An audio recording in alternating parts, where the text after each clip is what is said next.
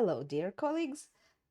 Today we are going to discuss flashcard games and working with randomness. Um, in our offline studio, we have in every classroom we have a set of flashcards, and we use these flashcards in different activities and different games. Online, it's also possible to play with flashcards because there are lots of them, and in the textbooks as well as in different applications. I think maybe it's a good idea one day to make a collection of our own flashcards, and to make this process of, let's say, choosing a set of flashcards, done once and forever. So, which flashcards games can we use? And I strongly recommend that if you have some sets of flashcards, let them be with the same back. Thus, you can mix up different sets, different topics, and the range of usage of your flashcards games increases very much. So, um, it's best to use sets with the same back so they can be mixed and matched. If you print them, then just make the back clean white and make the format of your flashcards the same. The sets of flashcards can cover common topics like animals, which can be separated into birds, insects, pets, zoo animals, or can be in one set. Food, again, it can be separate. There can be separate sets of vegetables, fruit, desserts, drinks, furniture, jobs, etc. Usual sets of flashcards, or they can be less typical ones, such as Christmas, Halloween, or whatever kinds of birds, um, whatever you consider to be appropriate and necessary for your students. The first game, or the first usage of flashcards, is drawing random cards. In this way, you can practice any grammar structure, any vocabulary topic. Just the key is to choose a suitable lead in. So, as soon as you have said the lead in, then this drawing random cards will turn any activity into a game. Um, Set the lead in, provide visual support like a template to follow, which is written on the board or screen as we usually do it. Participants draw cards blindly and comment on them according to the template. The teacher adds details, tops it up to one, uh, uses for hands play, develops the ideas, makes jokes, and keeps the activity lively. For example, um, today we are feeding an alien, and you can set a rule, for instance, that the alien only eats round things or only soft things. And like he eats apples, but he doesn't eat pears if he eats only round things. And we can practice any grammar structure which you consider to be necessary. Another idea is to let the children guess the principle. Yeah, so you think of a principle, but you don't tell the children, and you say just he loves apples but he doesn't love pears. He loves watermelons but he doesn't love cucumbers. He loves oranges but he doesn't love carrots. Yeah, so they need to guess which rule is followed, and the rule is followed that the alien only eats round things. With the set of random cards, especially if you mix up some sets, then you will have a very funny game, and you will recycle the structure or the vocabulary topic in as many games as you consider it to be necessary. What has changed game? We have already discussed it, but it can be easily played with the flashcards. So, as usual, a template, a phrase is written on the board or on the screen. Several cards can be toys are placed on the table. If you are practicing preposition, it can be on the table, in the book, under the lamp, and so on. You ask the children to close their eyes and change something. You can replace a card. There was an apple and now there is an orange. You can swap two items. You can add something. For example, there were four cards and you added one of them. You added another one, or you can remove something and you ask what has changed. And every of these variants will give you a different game, a different approach, and your students are sure to have fun, and you are sure to practice your grammar structure. Again, if you need to practice any definite grammar structure, the key is to select an appropriate lead-in.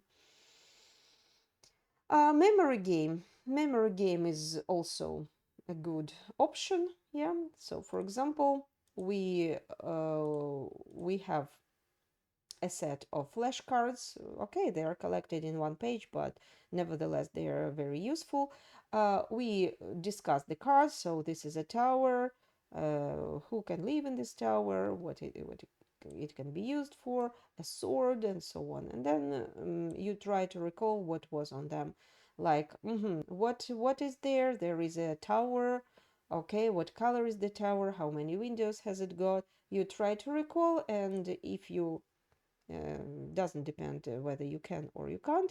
You open the picture and you check, yes, really, it has got a red roof, it has got a flag, it has got three windows, it has got a blue door, it's yellow, and so on. Yeah, so it can be discussed. It can be discussed in the key which you need to recycle your vocabulary range and grammar structures. So, memory game. Next, cards as a topic for discussion.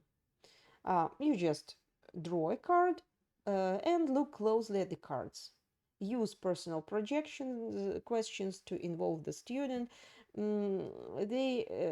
This activity, I can't call it a game, but this activity I usually use with holiday cards. Like if there is a Christmas set, then we usually discuss how is this or that object connected with Christmas. What do people do with this? Uh, do you have it at home, and so on and so forth. Here on the card there is a yellow t-shirt, and you ask what color is your favorite t-shirt. Do you like this very yellow t-shirt? What color do you think the trousers should be if the t-shirt is yellow? What do you like more, shirts or t-shirts? How many shirts do you have in your wardrobe? Do you have a yellow shirt in your wardrobe? What do you wear it with? And so on. So it depends on which topic you are discussing, and then you can ask personal questions to recycle the necessary vocabulary and grammar. Good. So cards is a topic for discussions. Another idea, alias. Alias game, we have already discussed it when we spoke about board games, and this is just the first point, classic alias. Here is a board for classic alias, and you can play as usual. There are teams, two people in each team. One person explains, the other person guesses, and the participants move forward and until they have reached the finish. But there are also variants. As you can understand, here we use flashcards instead of alias cards. Yeah. So, and you can either mix up several sets or you can use one set. And of course, as usual, there is a sample in front of your eyes, which your students are sure to see clearly. So there are variants. For example, the teacher can see the card, the students can't. The teacher describes it, the students guess, and then you switch the leader. Yeah, like you work in a group, you don't work in small groups like the Alias board game suggests, but you work in one group. You or the teacher describes, the students guess, get points. Then another variant: the teacher sees the card, the students don't. The students ask yes or no questions, and the teacher answers. And then you can switch the leader if it is possible. Of course, the set of questions, the samples are on the board or on the screen. So it looks like a game, but as usual, they follow the rule, the sample. Then the students see the card, the teacher doesn't, and the students describe it, and the teacher guesses. And the teacher can pretend not to guess on purpose. Then switch the leader. Uh, in this case, you need a clear sample again, so that your students can follow it. Mm, it's quite easy when there is a set of flashcards, because, for example, if there are professions, they can be easily described with the phrase "it's somebody who works here and there." Yeah, if if there is for example, an animal, it can be described: it has got a trunk, feathers, wings, horns, and so on, or it lives in Africa, Australia, and so on. Or it can fly, it can swim, it can run quickly, whatever. Yeah, so there are these grammar structures which can be used for describing all the set of flashcards. Um, then, if it is too easy, you can use the same version but with taboo words. For example, when describing crocodile, you can't use the word animal. Yeah, so it makes the game more difficult, and it's maybe for more advanced students when they can speak fluently and they need just uh, to have fun, or they need to describe something. What's in the bag? What's in the box? Also can be used as a warm up, as a lead into a text or a new topic, a transition to a finger play, etc. So, like, I have something in my bag, it's something yellow, it's an animal, it has got four legs, uh, and whatever. So, variants of alias. Good. Then, classifications. Um, your flashcards can be classified. For example, Venn diagrams, which we have already discussed, and it's very good when you play offline and you have two circles, and there you put your real flashcards on the board or on a table. You can use like a rope to define a circle or whatever. On this table this, on this table that, and so on and so forth. So what fits the box? Sorting by size. Jobs: who works outdoors, who works in an office, or both. Animals: which ones can be found in the zoo, and you can specify a particular zoo. For example, if there is a zoo in your town, in your city, you can classify your flashcards like um, a cheetah lives in our zoo, but there isn't any kangaroo. Then sorting clothes: what we'll take to the seaside, for example, or what we'll take when we go hiking, or what what will we take if we go skiing, whatever. Healthy, unhealthy food, discuss, justify choices. Uh, so you encourage discussion using topping up to one and four hands play. Then another activity. What's in my head? You put all your flashcards on the table, or they are collected in one page as they are here, and you choose an animal, and your students ask questions like, is it a bear? Can it run fast? Does it eat meat? Whatever. Have you ever seen this animal in the zoo? So it's also very nice game to practice questions, to recycle vocabulary and grammar structures. Then a detective game which is very good for which is very good for practicing past tenses, past simple or past continuous. You give a set of action flashcards, and don't forget that one flashcard must be a thief, or you just decide which one is a thief. It must not differ from other flashcards. It must have the same back. And you can make it more. You can make the game more difficult if you give two cards. Uh, for example, actions and family members. Like I was skiing with my mom. I was cooking with my cousin. And then add a question: who were you cooking with? For example, I was cooking with my mother. Yeah. Uh, then you can add some places, like where were you cooking? I was cooking at school. What? Why were you cooking at school? Because I couldn't cook in my house. You will have funny dialogues where everybody is sure to have fun. So one of the participants is a detective.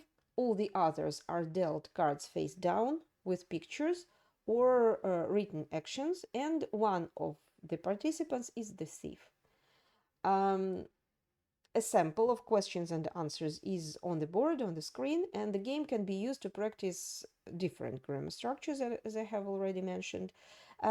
There is the lead in: who stole something, when, and where. Or, of course, you're welcome to set another crime, not stealing, but whatever you need.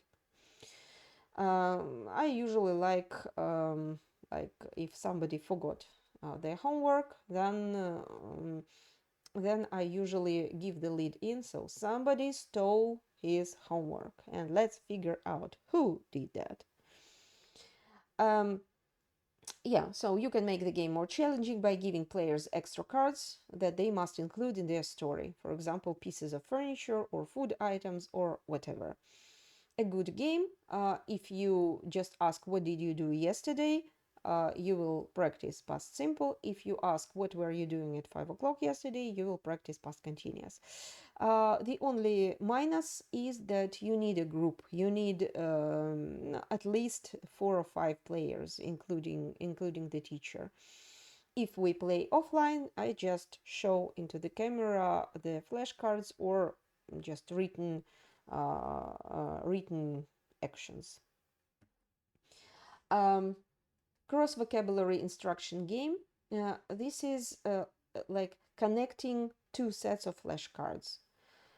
You write words or arrange flashcards on a board, like it can be a family tree, or and next to this pile you put another pile of flashcards, for example, food. And then you give a phrase which connects these two piles. For example, mom likes apples, and they pick a random card. Um, Pick a random card from the first pile, pick a random card from the second pile, and connect. Like mom likes apples, grandma likes burgers, and so on. And of course, you can cross wide range of topics within this game, like rooms and animals, clothes, rooms and clothes, rooms and transport, whatever, animals and transport, toys. Like a car is in the bedroom, a skirt is in the bathroom. So like you can connect different sets of flashcards. Clothes and animals. Uh, like we remember our favorite one of our favorite Juliet favorite stories by Julia Donaldson. A hat, hippo in a hat. Hippo has a hat. Yeah, hippo has a cat. Places in town and animals or toys. Like I lost my doll in a hospital. I lost a bear in a cafe. And of course, lots of ideas can be suitable here. Just you need to think where you can apply this randomness. Snowball games using flashcards. We know this game, and it can be used with flashcards. There are different variants of board games. For example, you don't have a special game, Who Am I? But you can play it if you have a set of flashcards. Just the difference is that the difference how you arrange the flashcards. Yeah, in the Who Am I game, the students don't see their own card, but the others see. Yeah, so they ask, Who am I? And the others describe or ask and answer questions. It depends how you organize it. Guess in 10, guess in 5, guess in 7. Again, you give the limit of questions where your students ask and answer. Collect 4. In this way, you need to connect different sets of flashcards. You can take, for example, for animals, for fruit, for cards with food. What else? For clothes and so on. And then the idea is to collect 4 items. Changing and bluffing. The minus of this game that it can't be played offline, online. It can be played only offline in the classroom. Lotto can be played with flashcards. The player's cards can be prepared with words instead of pictures. Thus you will make this process quick.